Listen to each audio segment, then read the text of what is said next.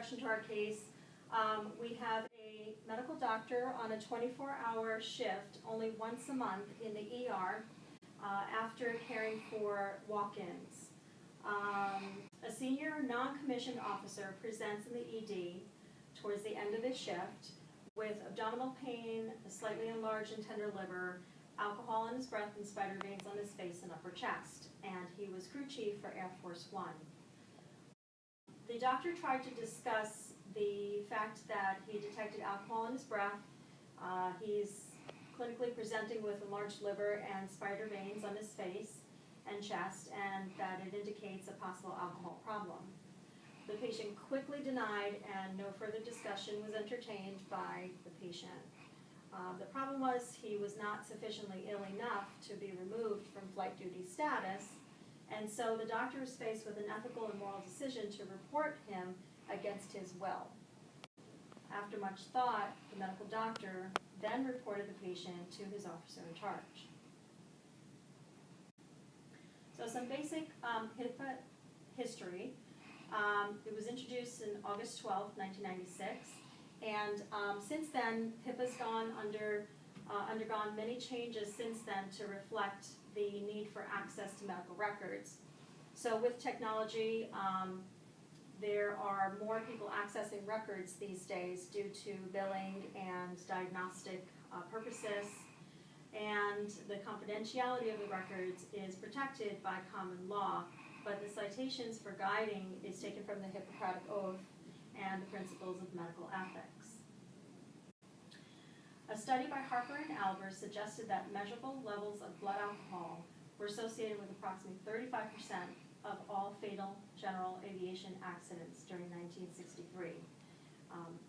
And in the example of Tarasoff and its lasting effect, doctors are less likely to be found negligent when they balance their duties of confidentiality resulting from HIPAA and the safety of the public where others may be harmed, whether the victims are identifiable or not. There's a question about disclosing or not. The case should be considered on a case-by-case basis and should be reviewed and consulted with senior colleagues or hospital legal representative. My case concerns how much consideration a medical professional will put into carrying out HIPAA and respecting the patient's decision and privacy. However, it also reflects where and when they struggle in making a decision of whether or not to break that confidentiality. They fear making the wrong call when violating HIPAA. If it was the right thing to do, they do not feel confident.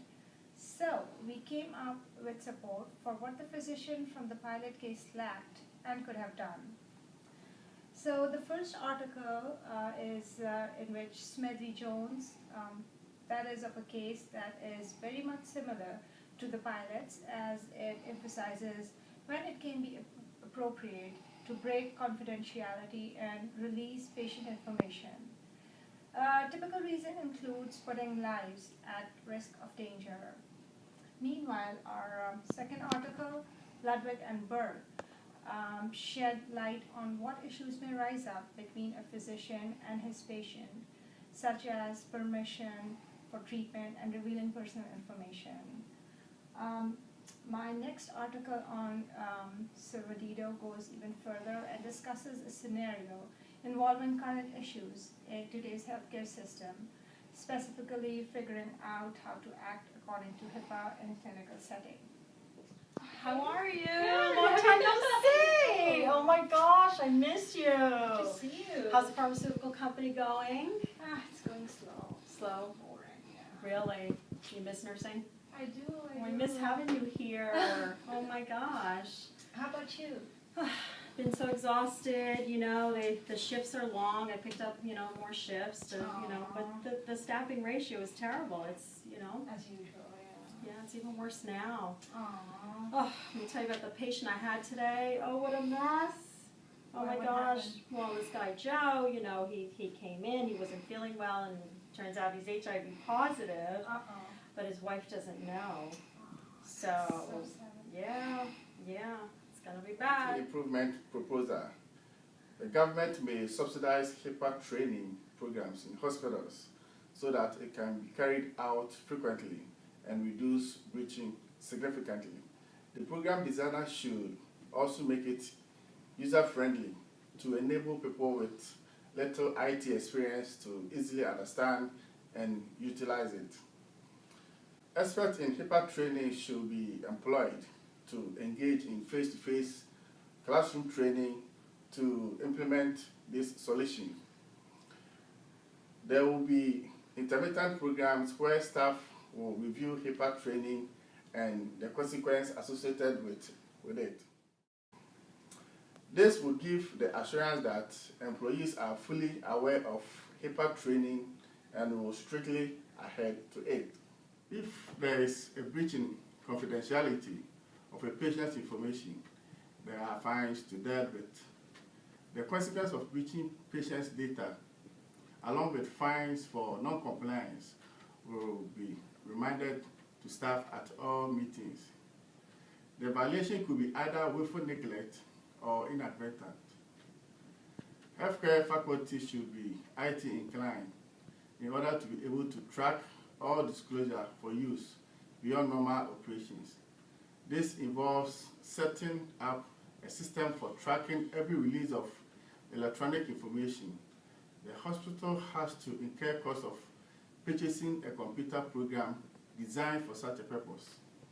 When it comes to expected outcomes for implementing the QI project, the main objective in mind is to help physicians correctly follow a procedure that might concern HIPAA policy.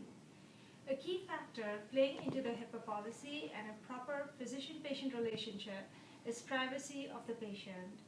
This makes the training related to keeping this personal data safe all the more important to keep track of and use responsibly. The pilot case that we covered previously had a flaw in which the physician was unable to implement HIPAA in a real-life situation, causing a confusion in what action to take for his patient. Having a training program exclusively for HIPAA and all aspects related to it will better the staff performance. Hopefully, it will help to make them feel sure of themselves next time they encounter a situation.